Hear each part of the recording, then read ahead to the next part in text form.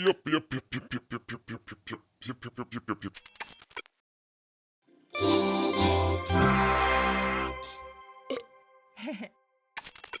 What's up, all you doodles and doodlers out there, you schemers and dreamers, and welcome back to another episode of Doodle Talk. I believe this is episode 32. Getting up there. How you guys doing? How you doing? I'm doing pretty good. Today. I just right off the top, I went and saw this movie yesterday. This is Studio Ghibli's new movie that literally just came out yesterday. As of recording this is Saturday. It came out on Friday. Went and saw it. It's Miyazaki's last film. It's amazing. I'm going to be talking about this film a little bit and just Studio Ghibli and Miyazaki in general a little bit later. But I just wanted to make that a little point at the top here before I jump into some other stuff. And yeah, I'm really excited to talk about some of this stuff. I figured why not? It's kind of a good time to go a little bit deeper into the Ghibli-verse and talk about some of that stuff. But first, a little housekeeping. No main YouTube video that came out this past week, so nothing to report there. But I did end up doing the stream that I was talking about, the live drawing stream, where I took some of the random drawing prompts that people sent in from last week, and I did one.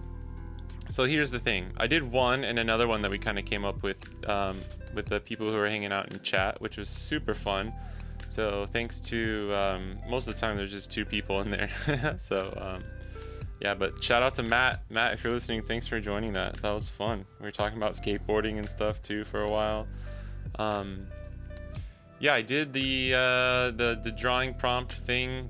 So the thing is I had quite a few that got sent in, and there was a few that I really wanted to draw. I really wanted to draw the bagels, the crows planning a heist to steal some fresh bagels. It's just in that format of drawing live. I'm I want to be available enough to kind of talk to chat and interact with people and just keep it really light and fun. So I realized kind of doing it, I was like, it's already taking me. I did the two that I did was a skateboarder girl doing a trick. I had her doing a little kickflip.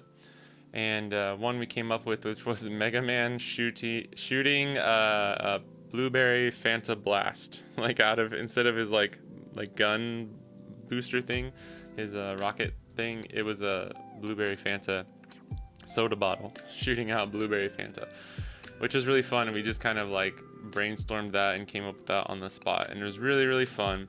But yeah, I'm kind of thinking, and this is what I kind of realized is if it's any more than just a single character or a single thing doing a simple action or just a simple kind of setting, then it's probably gonna just take me too long. I don't really have the time to kind of, because I'm keeping it loose and everything already, but just sketching it. I colored them too, which I might not do on all of them. I'm gonna do another one. Hopefully this will be going on tomorrow, and it's gonna be really fun. But I think what I'm gonna do is just have a timer and basically give myself probably 10 minutes, because the stream actually went on for I think it was hour and a half, hour 40, which is, I didn't even notice it was going on that long. And part of it was just, hanging out and chilling, and I was kind of going really slow, kind of taking my time, had to look up some references and stuff for things. But I think what I'll try is a 10 or 15 minute timer, and then just go through maybe 20 minutes. I don't know.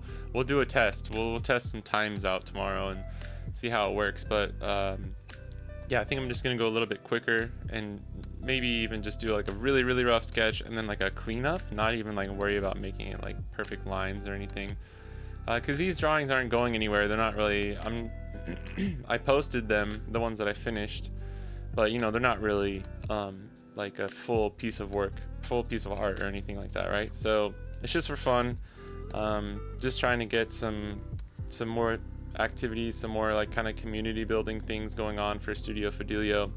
Yeah, I have a batch of other prompts that I want to kind of get into and have some fun with there. So Yeah, I'm excited for that, and I will have a new video coming out by the time this is out, the Monday of this week.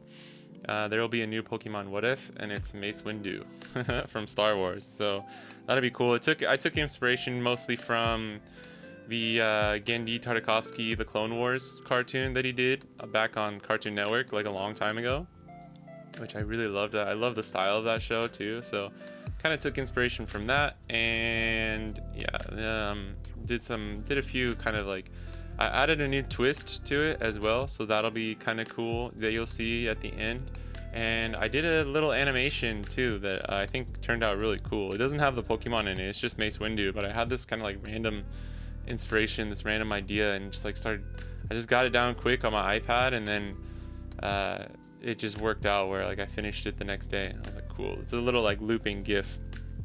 But yeah, so look forward to that. Or I guess by the time this is out, hopefully you've already watched it, and thank you to everyone who has.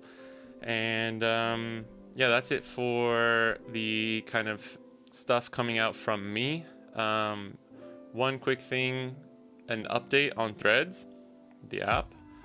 I talked about, this was my whole basically episode last week, was talking about Threads and kind of some of the other social media apps out there, and like as an artist how I feel about it, and like what it maybe means for artists potentially kind of moving forward. And these are my 1 week of using Threads impressions. So it's still pretty cool. It still seems interesting. I'm still like kind of excited and looking forward to seeing where it goes, but there are already some issues where it's like a lot of people switched over. I think there's two main issues, so I'll try and categorize it like that. I have two main like concerns. The first one, a lot of people came over from Instagram, and it is obviously different from Instagram, but it's like it's closer to Twitter than it is actually Instagram, right? So that's nice, but you kind of end up following a lot of the same people, and I guess especially just because it's new too, like I end up just seeing the same stuff, and I try not to post like exactly the same stuff either, but you know, there is some crossover, and that's just normal. I'm sure, like, because I don't really use Twitter, but I'm sure if there's people with Twitter and Instagram, they would end up like kind of essentially reposting, kind of like posting stuff on the same kind of like art that they make and all that, the same posts across both platforms, which is like, that's just inevitable, right? But it is kind of weird when it's like, if you're on Instagram, you hop over to Threads and you just see like literally the same people. And I'm sure it's, the thing too is like, it's meta, so I'm pretty sure the algorithm is kind of like, if you were looking at a bunch of stuff from a creator on Instagram and you hop over to Threads, there's like a high % chance, especially if you already follow them on Threads, that like they're gonna pop up at your feed. I don't know if the algorithm is working like that already, or if this was just coincidence, but it's like, that's happened to me a few times where it's like, I saw something on Instagram, or like, oh, I like liked something, and then like, oh, let me check out Threads, and like the exact same post is just showing up on my Threads, and I'm like, yeah, I didn't really think about that. It's just kind of like a little repetitive, I guess, is what I would say is my main concern there. And within the same vein there, I guess, like, I don't think they're using hashtags yet, and they're not categorizing things like how they do on Twitter, where it's kind of like trending, and I honestly don't really know all the categories and stuff, but it's not as like, there's not as many, like, you can't just follow a hashtag if you want to, like, oh, I'm into mechanical engineering, so I want to follow the mechanical engineering hashtag. Like, you can't really do that yet, so it's, the discoverability is kind of hard, and that kind of leads me into the second concern that I have, which is like everyone kind of thought, like, it was popping off for the first week or so, you know, first 4 or 5 days, because now it's been, I guess it's been out like almost 2 weeks, like a week and a half by the time I'm recording this, and it just seems that, like, even if you're a huge creator, a huge artist, like a huge YouTuber, and you're on there, like, I don't know, it just seems like the numbers aren't transferring over. Like, I know for me, I'm not expecting much. I only have like 100 people who are following me on Threads, but like the interaction and engagement is like almost zero. I think it was the first like 4 or 5 days where I was just like casually posting. I wasn't trying too hard, right? Still not trying too hard, but like on Instagram you could post something, throw a few hashtags on there if you want, just for like the discoverability, and you'll get some engagement. You know, not everyone's gonna like, not a ton of people aren't gonna like everything you do or like all your stories and stuff, but there would at least be some kind of engagement there. I think I went like 4 or 5 days with literally no one, even just no engagement on any of the things, not even just like a like or a comment or nothing, right? Like to the point where I'm like, I don't know if anyone's even seeing this. So that's a little worrying. And then I was thinking like, oh, maybe it's just me, because you know, I'm a smaller artist and I don't have a lot of followers and stuff, so it's kind of natural. Like I'm not expecting there to be huge engagement on everything I post. But I also noticed some bigger creators too. It's like some artists that I follow on both Instagram and Threads, where it's like on Instagram you would get like 200,000 likes on something that they post, like an artwork or something, right? And then you go over to Threads and it's like 45 with like 2 comments. But they have like 20,000 people following them on Threads even, or more, right? And it's like, So it's too early to tell, but I'm wondering, like, is this the app's problem, or is this just like, you know, a ton of people made a Threads account but they're not using it? Like there could be a variety of issues and kind of like factors that go into this, right? So I'm a little unsure. I did a poll just for fun on my Instagram. Not too many people answered, but it was like, are you gonna use Threads, or like, are you on Threads? And one of the answers was like, it was like yes, no, like yes, no, I don't need another fucking app in my life. And then I just threw out a funny one too. I'm a 4chan user, thank you very much. But yeah, most people said no, which I understand, especially if you're not an artist or something too, where it's just like, and I don't know, it's hard to tell. I'd like to actually ask some of my friends kind of their reasoning why they don't want to use something like that. But most of the people I know, a lot of my friends, like, they're not like super into social media in the first place, so you know, I wasn't too shocked by that.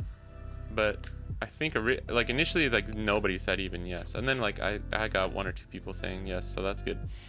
I get it. If you hate Threads and you think it's stupid and dumb, like I totally understand. I don't blame you. I just think it's kind of interesting because I've always wanted to be able to use Twitter in a way that I like it, and this still just kind of seems like a possible solution to that.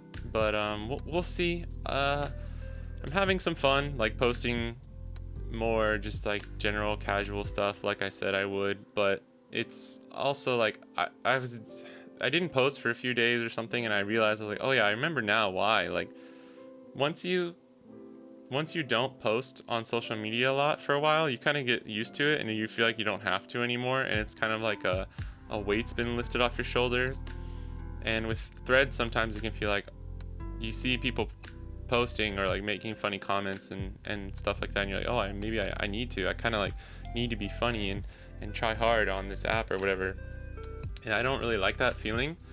And I remembered like, oh yeah, I kind of escaped that feeling when I stopped using any social media for a long time before I started up my YouTube channel again and like really went for it. Because it's really nice not worrying about any of that stuff, I'll tell you that. But the hard thing is like, it's hard to be in the middle. You either like are like going full force posting a lot, or you're just like the super casual, just like lurking and just enjoying the app every now and then, right? So it's hard to be in the middle. And yeah, just for now, I'll probably give another update like next week or just in the coming weeks, maybe every week or two, kind of give a little update on how I think Threads is doing, because it's kind of a social experiment going on right now. I think it was like the fastest growing app either ever or like top 3. Like it beat out ChatGPT to like 500 million users or something. Ludwig did a really good video on his Mogul Mail channel, kind of talking about what he thinks about Threads in the future, and I think he had some really poignant points. So if you're interested, go check that out on Mogul Mail. He's always pretty level-headed about all of his decisions, and I definitely like watching his videos for kind of his insights and stuff. But I don't really have anything else besides that. It still seems kind of interesting. There's some weird shenanigans going on where it just seems like even popular people aren't really getting a lot of engagement, and I can't help but think they kind of did that on purpose, where they're not trying to push it to, they're not trying to push I think they're trying to try something new with like the algorithms and how it really kind of works as an app. So we'll see. It's kind of interesting. And then the only other thing before we jump into the Ghibli stuff, I don't know if you're aware, but like apparently the Screen Actors Guild and the Writers Association have like gone on strike together. Before it was the writers. I think it was just the writers kind of going on strike in Hollywood, and kind of just demanding more better fair pay or like compensation. And I think they were kind of losing momentum, and there's this thing that was circulating around. I saw a lot of artists posting it where some of these execs were saying like, just last until October, then they're all gonna run out of rent. Like they're not gonna have rent money, and they'll all run out of food, and they'll need their jobs back, so they'll come crawling back. Guys, just last another couple months and we'll be fine. Which is like, I don't know, at this point we've heard that kind of thing from these kind of corporations and these executives a lot, so I was not surprised. But it was just like, damn, you're talking about people's livelihood here. And so then apparently the actors have joined, and I apologize, I'm not too well versed in all this stuff right now. I'm kind of just keeping up with some of it, but I did want to just make the point of like, please don't feel like the executives are right on this one. I don't care if you think that like, if it's because here's the thing is like, when they say like the Screen Actors Guild and a lot of actors are walking out, sure, it means that like the Deadpool 3 stops production and stuff too, right? But it's also like a lot of other actors that you don't even know who they are, and they don't get these millions of dollars. Like, it's not Hugh Jackman's not the only actor like walking out, right? I don't even know what his opinion on it is, but just remember that a lot of these writers and a lot of these like lesser known actors are the real people who are suffering from this. So like, if you think that it's just like a bunch of really rich people who are just like throwing a hissy fit and just want more money, I can kind of guarantee you it's not really that. So just keep in mind that like most of these executives are like just continuously like stealing money and like taking the top end of all this stuff, like getting more money than they should from other people's hard work and efforts, right? And you know, it's just, I like to side with the little guy. I love a good underdog. So, and I'm an artist, and I understand like even just commissions and stuff like that, right? Like artists are just traditionally underpaid, undervalued and everything, right? And it's like, without artists and musicians and people making the creative part of this society work, there would be a huge lull or a huge like hole in people's lives as far as like entertainment, enjoyment, fulfillment, inspiration, creativity.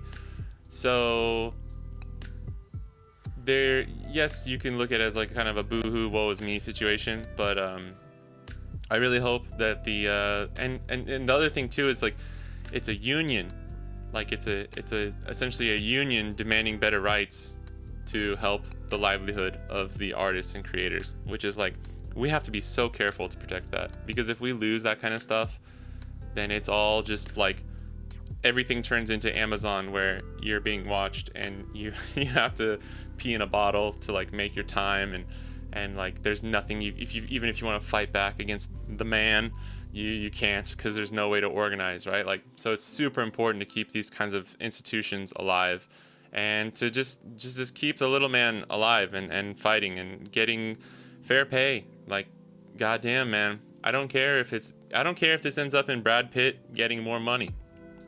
First of all, Brad Pitt's just, I don't know, he's probably a cool dude, so that's a bad example, I guess. But even if it's someone you don't like getting more money because they're an actor or a writer, that's what needs to happen. So I don't really know too much about that. I just wanted to make that little point real quick on my soapbox. Always try and support the artist when you can, unless it's just some kind of crazy situation where it's obvious that the artist is the one kind of taking advantage of stuff, which historically I don't think has ever happened. So it's kind of like not hard to think about why this is important and why you should be supporting the artists and not just like falling into any kind of narrative of like they're just like like playing the victim, right?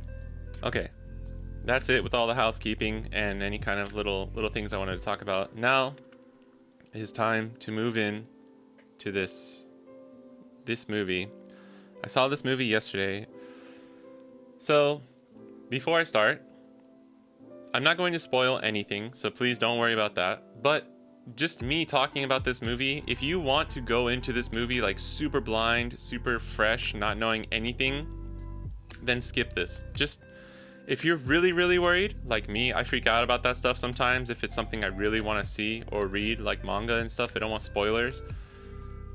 Just, I'm sorry, but I'll try and maybe add a timestamp to when I stop talking specifically about this movie, but it's probably going to be coming up in the next, however 10-15 minutes that I'm talking about this. So if you're really super worried, I apologize, but you're just going to just stop now. Just turn it off. Like, it's going to be really hard for me to avoid just saying anything. But I will promise there is no major spoilers. I'm basically just going to talk about like what the information that Ghibli itself has released about this movie, even though that's only a tiny little bit, and just a few things like just kind of concerning the movie and like the book that it's based off of. So if you don't want to know any kind of thing about that, then just be warned, be forewarned, be careful. You might want to just skip this. I'm really sorry. I apologize. I will try, and if it ends up that I don't talk, if I do end up just going off this and talking just in general about Ghibli and no more spoilers come back up, I'll try and write when that happens. But if you don't see anything at the bottom of the screen, that's a danger zone. Like, just don't go, just skip. That's just for like the small handful of people who might actually be worried about that. I always feel like that, so I just wanted to be thoughtful and say that. So this is Kimi tachi wa dou ikiru ka. It's I don't even know where to start, man. Kimi tachi wa dou ikiru ka. It's based off of a book, and the movie itself is not actually like a one-to-one like based off the book, which I didn't know going in. I thought it was kind of like based directly off the book. The book influences the movie and influences some of the characters, but it's kind of like there's a lot of other stuff going in the movie. I would say I haven't read the book. I'm actually going to, but I haven't read the book. But I would say like most of it's actually not about this book at all. The book just kind of plays a pivotal role in the movie, right? And this is literally the only like PR that has been released.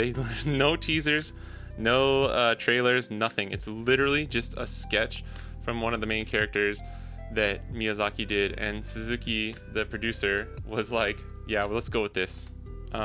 He even said like it's part of a larger drawing. He literally just zoomed in on the face and was just like, that's it, that's all we need, which is like super gangster. I really respect that. I think one of the things I want to talk about with this movie is just like kind of how leading up to this movie and then seeing this movie and seeing how Ghibli approached it and handled everything, it's just like has really just, I don't know, reignited that kind of like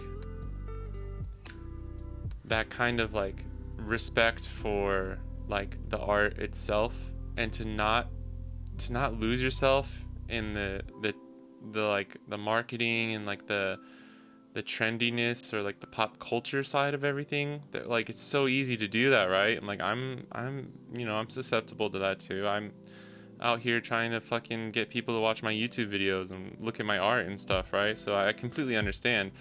And I'm not saying like every filmmaker needs to just do this, trailers are overrated. Like that's not what I'm saying, but god damn it, do I respect it. Because it's Miyazaki, dude. It's Miyazaki's last movie ever, right? He's retired 2 or 3 times now and always come out of retirement, but I'm pretty sure this is his last movie. I honestly wouldn't put too much money on it, but I'm like 90% sure.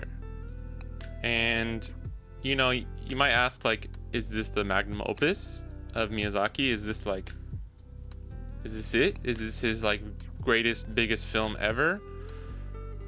And it's pretty fucking good. It's really good.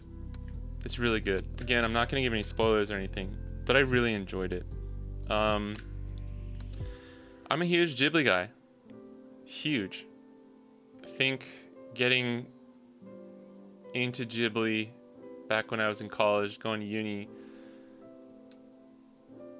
rekindled my love for art and animation in a really big way. And Miyazaki has been one of my, essentially, like, people I look up to just in life. I read there's like a 2-part biography on him in Studio Ghibli. They're both really good. I'll try and put them up on the screen. I think I forgot what it's called. It's like The Starting Point and then Turning Point, I believe. I'm really sorry, I don't remember the full titles. They're amazing. If you've ever wanted insights into that stuff, like if you're a Ghibli head like me, then you would love it. And if you're an artist, you should read that book, because it really kind of just like details how Miyazaki started, how Ghibli got founded, how they like their thoughts and everything. And I mentioned this last time in the last episode, but you should really watch the documentary Kingdom of Dreams and Madness, which details Studio Ghibli and Miyazaki making The Wind Rises, and Takahata making Princess Kaguya. And I forgot to mention that in the last time, but it mostly just going over Miyazaki and The Wind Rises. And that movie is just so well done.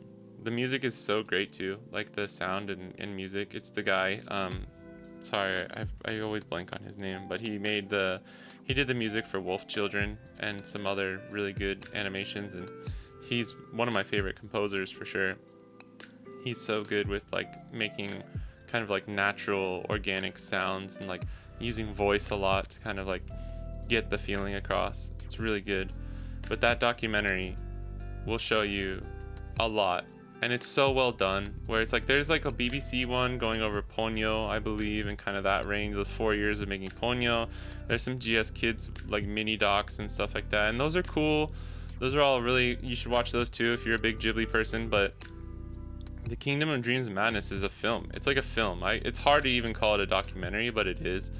But it's just so well done, and like I don't know, I've never had a documentary feel more like an actual film, or like really capture the essence of something and just being done in being so well made. That documentary itself is like top 10, one of my favorite films of all time. So definitely check those out. I mean, I'm just gonna ramble on about Ghibli and what it means to me, I think, for the rest of this episode, because I'll probably come back and do some more like Ghibli centric episodes, but right now I think is really really good because it's super pertinent. And it's just like I watched this movie, like getting back to what I was saying, I watched this movie yesterday. I think they announced it was being released in July, like a few months back, and I've literally had this like, it's like when you know you're going on a big trip and you're like can't wait, and it's like 8 months away, but you're just kind of like slowly anticipating it the whole time, and there's like a little fire and you get the butterflies in your stomach. Like I legit have felt this way about this movie, even though I haven't really talked about it that much. I don't really want to like annoy people with how much I love Ghibli, but I just really respect Ghibli. You know, I even make sure, like, I don't want to put anyone or anything on a pedestal. I think that's really a terrible idea, actually. And I do realize, like, you know, everyone has faults, even like companies and everything. There are faults. There are things that you should not, you know, kind of look at and be like, okay, you can't just 100% aspire to like be someone. You got to be your own person, right? And I keep that in mind. But it's just like, it's like how you would look at like a mom or a dad who you love, and it's just like, you know, a lot of people, they're not trying to become their parents, but they're like just the love and affection, or like having the nurturing parent or someone who's like given them like that just good feeling throughout their life, taught them all these life lessons and stuff, right? It just kind of helps you grow. That's like unironically how I feel about like Studio Ghibli and just seeing Miyazaki as an artist, because there's only a handful of artists who can really just say, like, have zero fucks given and just make like the best shit that's ever been made over and over and over again, not sell out in any way. And it's like, Hayao Miyazaki is my goat. He is legit the goat. Like, Oda in One Piece is probably the GOAT for manga. Miyazaki is the GOAT for like just animation, and for me, film in general. Like I've seen there. I saw this one interview as like an older Disney animator, and he was like, if you want to get better at animation, or like if you want to get better at animation, don't go to animation school. Like, don't study animation, study life. And that's an awesome quote, and I actually really, really like that. Because when you watch a Ghibli film, you may not notice it, but when you start looking for some of these things, I call them like little Ghibli-isms, where it's like things that you just wouldn't think about. The character acting is so freaking good. Like when a character runs, they often stumble or like hit their foot on a rock, like take a little a little double step, or they pull on something and like the branch breaks and they have to like scramble up and do it. Like all just these little things that, or like the way they hold a cup, or like, you know, a lot of the food scenes, making food and stuff in Ghibli is really famous.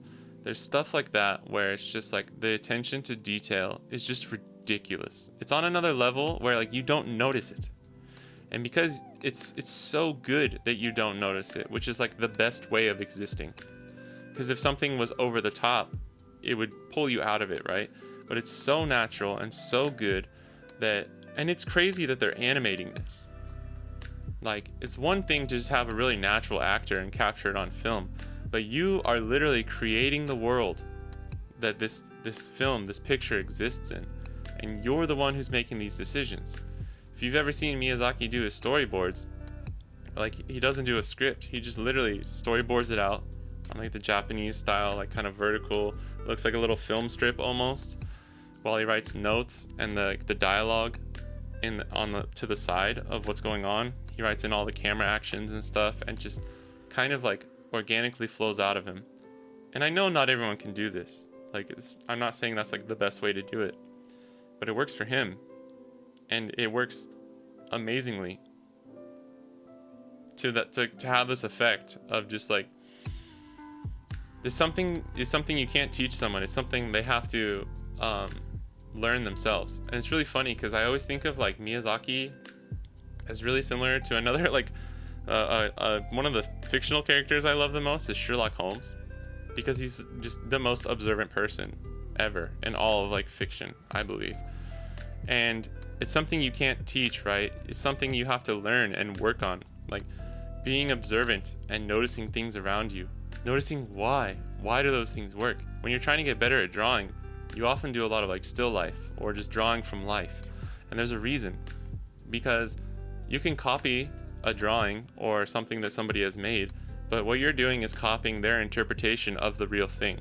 So if you want to get better at like perspective and figure and just anatomy and stuff like that, or how clothes drape on someone's body, you need to look at the real stuff. You need to watch the real thing, study it, because just looking at something isn't enough. But purposeful, objective observation is how you do that. That's how you get better at that. And I just think Ghibli and Miyazaki is the best at that. And so that's like one thing, right? And then the other thing that kind of just puts it above the rest is it's like a way of storytelling where it's not preachy, but it's like very free-flowing and kind of just, there's a bit of a gray area between like who's good, who's bad. A lot of the characters, like in Spirited Away, right? Like the baby, Yubaba's baby becomes like the mouse, right? And then they go see Yubaba's sister, and they just find out that like, because Yubaba is kind of the villain, right? No Face is kind of the villain, right? But by the end of the movie, No Face is with Chihiro, and they go see Yubaba's sister, and No Face and the baby end up like staying with Yubaba's sister, and like she's just gonna take care of them and like teach them a lesson and like teach them help them grow up and like learn. Like, there's no other conventional movie, but like there's no other conventional animation that would do something like that, where it's like, wait, I thought that was like he was eating people like 30 minutes ago. He was like literally drunk with power from like getting gold and stuff like that. And yeah, it's a yokai kind of like spirit world and stuff. So obviously like there's funny things can happen. Like it doesn't have to, it's not a one-to-one reality kind of thing, but it just works. And it works because like the way he's able to do the storytelling is so natural and so like, however like fantasy driven it becomes, it's still grounded in reality and like a really real like true reality of like just expression through drawing. That's why I love the little Ghibli-isms of like the hair stands up on somebody like when they get the chills or something, like you see their hair literally like go up like that. And it's like one of my favorite things Miyazaki has ever said is, it's in that documentary, The Kingdom of Dreams and Madness, and it's so crazy because I almost like started crying when I saw this, because ever since I was a kid, I always like I locked myself in my room and like played with GI Joes, and like I would create these little worlds, these little universes, and like I would be I like my mom would walk in my room like, no, go, oh, like I would be like ashamed or like scared that I had been caught like in my little like play world or whatever, right? And I know that's pretty common. I'm sure a lot of you know have done this before. But I remember, especially when I was a kid, like I was in my head literally the whole time. I would like, when I started watching anime and stuff too, I would have like Dragon Ball Z, Yu Yu Hakusho fights, like full like I was making like fanfic. I was making fan fiction like in my head. I would have like literally a whole like saga, like an arc, like play out in my head. I would like get like on the way to school, be thinking about something, and like just finish a class in my free time, or like on the way home, or like, you know, riding my bike somewhere, like continue the next episode or whatever. And like it would all just play out in my head. And I would often like, I would go in my backyard with a sword and like just play Rurouni Kenshin by myself, and like I would act out these things. And so it went from my head to kind of like more just outside in the real world, like seeing it kind of like almost like an AR kind of situation. And just knowing that's kind of like how my creativity was born. Then I'm watching this documentary, and Miyazaki, I think he's at a press conference. He's about to announce that he's retiring for like the third time. It might have been after The Wind Rises. So this was his like, I'm done for goods, before he decided to make this bad boy. And he has the camera person come over, and he's like, look at that over there. And it's just like, they're in like a office building essentially, and you can like look out at the kind of the city around them. And he's like, you see that roof over there? Like, you can imagine this character like jumping on the roof and then kind of running across, and then, oh, look at that telephone pole. They jump on the telephone pole, and then he's like just starts kind of just randomly out of nowhere just like kind of describes the scene going on. He goes, isn't that cool? Like, isn't that amazing? You can do all of that stuff with animation. That's the beauty of animation. And I don't know, for whatever reason, that just clicked. You just click with some things, right? You click with some people, you click with some like companies, some brands, and I think it's okay to like kind of identify yourself with something, because you need things that you can kind of be like, that's how I feel too. And it's always nice. Like, that's what's so great about community and stuff like that, right? And just hearing that and just knowing that like that's true, that is what it's all about. Like, animation is just the free expression of creativity, and in a way, you know, like drawing and art and just in general is all that kind of stuff. And it's just really crazy because Miyazaki has definitely left behind a legacy that is already just like ridiculous. It's crazy, dude. Like, so good. A lot of stuff to learn and study, and just, I don't know. It's hard for me to just sit here and just like ramble on about this kind of stuff, because I could go on for probably hours. And I think, you know, I'll have to like have a more kind of focused kind of thing. But I just wanted to kind of, while it was still fresh in my memory, go over some of the feelings I had, because I've definitely, from watching the movie yesterday, I feel like it was a huge kind of nostalgia kind of thing. This is the first Miyazaki Ghibli movie I've ever seen like fresh right when it comes out, like when it's first released. And it was really awesome. Like I enjoyed it a lot yesterday, and there's still some parts where like I need to see it again, I think. But then it was funny because I was thinking about it a lot, and then I woke up this morning and I was like thinking about it again, this like getting ready and stuff, and I was like, oh, actually I think I enjoy it. Like my impression of it improved dramatically like overnight, where I was like, it was really good yesterday, like yeah, it was good, but it's one of those movies that it really takes a minute to kick in, and you're gonna be thinking about it a lot. And I recommend seeing it twice if you can, because I think I'm gonna go see it again. It'll be nice to see the subbed version too, because that'll give me a little more context in case I'm misunderstanding anything. I can understand most of it. I'd say like 90-95% is fine, but you know, if it's a fast situation, or like because you're watching and listening, and I'm listening in Japanese, and I have to like real time interpret all of that, plus just like, you know, like the little like kind of behind the scenes stuff that goes on in your head while you're watching a movie. So there's a few lines that I definitely missed, and we'll have to like kind of check and make sure that I got everything. But yeah, I would definitely, it's gonna come out in North America as early as like the fall, in I think select screenings, and then they did announce it's going to be everywhere, hopefully like nationwide, in at least in North America, before the end of the year.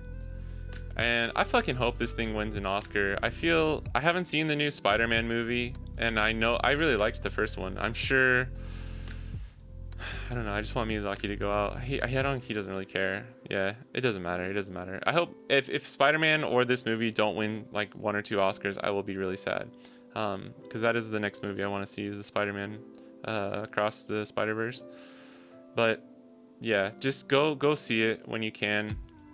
I'll try and keep this short. I'm not going to go on for too much longer, but I think it's really crazy. It's just like this is where I'll end it, right? Like this was the last Miyazaki film.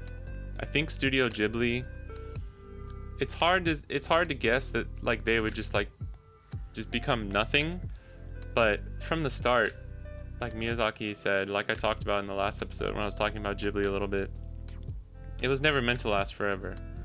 And they have the parks and the museum and stuff. They just opened up a huge like park area in Nagoya, and like it's always going to be a brand, it's always going to be around. But I think, as much as I would love to see more Ghibli movies, there's not too many outside of the ones that Miyazaki has made. That like Ocean Waves is a really awesome one from up on Poppy Hill. There's some that were not directed by Miyazaki that I've enjoyed immensely, and are in my like top 10 Ghibli movies of all time for sure. But you know, I don't want to be selfish and just like want the art to continue, or the movies to continue, where it's like if they need to just end Studio Ghibli as an animation company and like close it down, that's what they should do. I really think they should.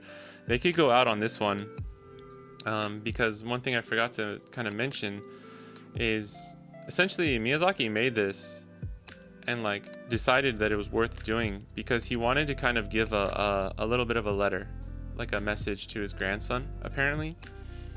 And the English title, they changed it to The Boy and the Heron, and I actually don't like that because this is a blue heron, right? Owl Sagi. Sagi is a heron, and the Owl Sagi is a blue heron. And while on its own I think that's actually kind of a cool title, the overall like message and thing of Miyazaki wanting to send a message to his grandson is, I think How Do You Live is perfect, because Miyazaki has always been a very pessimistic person. I mean, you've seen the memes where it's like him eating his little lunch bento and like smoking a cigarette and be like, anime was a mistake, right? Like it's funny. I enjoy all that stuff too. I think it's funny. He's a very like nihilistic person. I have that part in me too. I think especially when I was like back in uni, back in some darker days too of my past, I think I was a lot more nihilistic and a lot more of I was like a hopeful nihilistic, where I'm still like kind of a positive person, but it's all just like at the end of the day, like we all die, and like, you know, just do what you got to do and like try and enjoy life.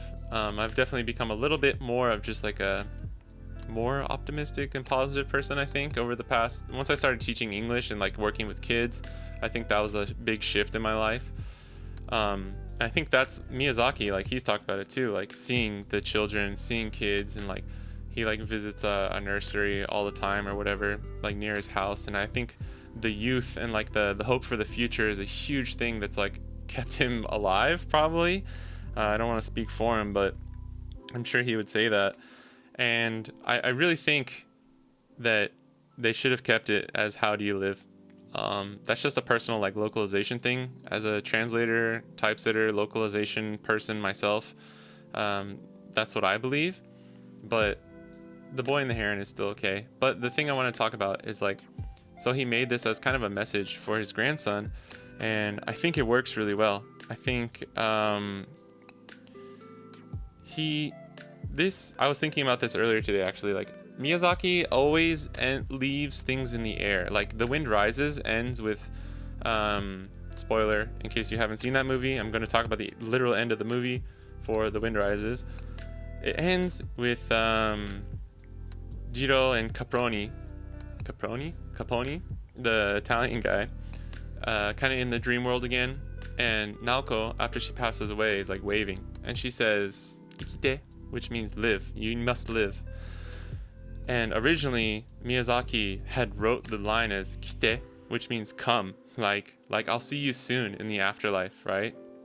And there's a part in the documentary where Suzuki, the producer, is like, yeah, I wasn't so sure about that, because it's like kind of a morbid line and a kind of harsh way to end a movie. And I was really glad that Miyazaki decided to change it.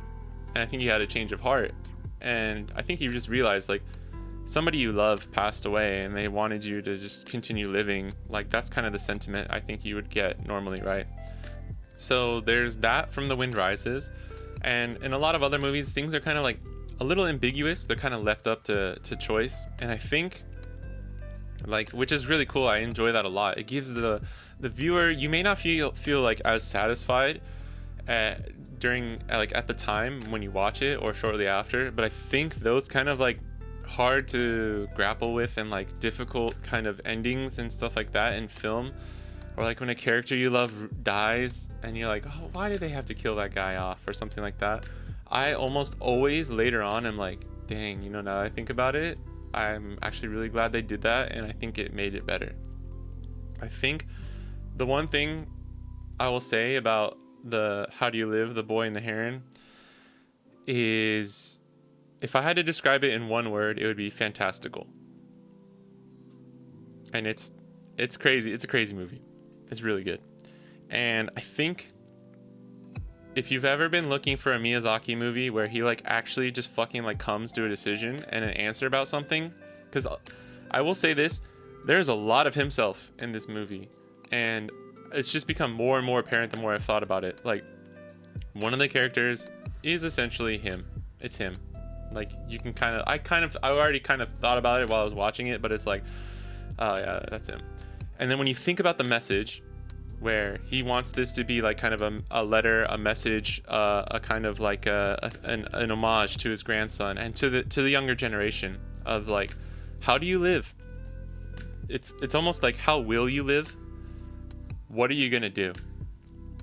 And I think there's a pretty solid, concrete answer that gets addressed here, and it's kind of nice because it's almost like what I wasn't exactly expecting it. I'm not gonna lie, I wasn't really sure what was gonna happen, because I know like the way that Miyazaki likes to go most of the time, and I think it was just a really good way to end the movie and like to come to a conclusion. I think this is one of his only movies ever where there's like a real answer and a real like a real straightforward message that's not just like the ambiguity in the art and letting that speak for itself.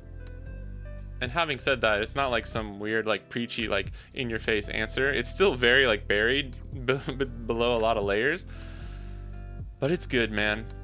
It's good. There's a message there. It's good. It's one of my top movies for Ghibli for sure. he's gonna pass away, you know, in the next 10-20 years. The dude's a crazy machine. He's already 80 something and he's still kicking, but god damn it, man, it feels like the end of an era, and it just feels weird. I'm feeling really sentimental, especially, I don't know, just lately I've been on a sentimental kick. And if there's anything that I've learned from Miyazaki and the Ghibli movies, it's kind of like, just enjoy life for what it is, and let the fleeting moments kind of like take you to where they need to take you. Just be a good person, and understand that there are things in this world that we can't control, and there are things that are in this world that are beyond us. And it's always a good thing to kind of try and look deep in yourself and figure out why and what is happening and what you can do to kind of like improve, or just, you know, be a better person, or try and come to some solace in whatever struggle is going on. And I think that's kind of like my abstract interpolation of a lot of the stuff, but it's a very good message. And I knew this was going to be a long one. I honestly would love to do more of a deep dive on some of this stuff, and I will in the future. But for now, that's my thoughts on the new movie, Kimi tachi wa dou ikiru ka? How do you live? Or The Boy and the Heron, as it'll be known in the North Americas.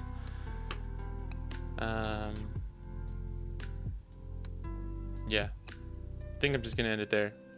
Good movie, go see it. Shit was awesome. And I'll catch you guys in the next one. Peace.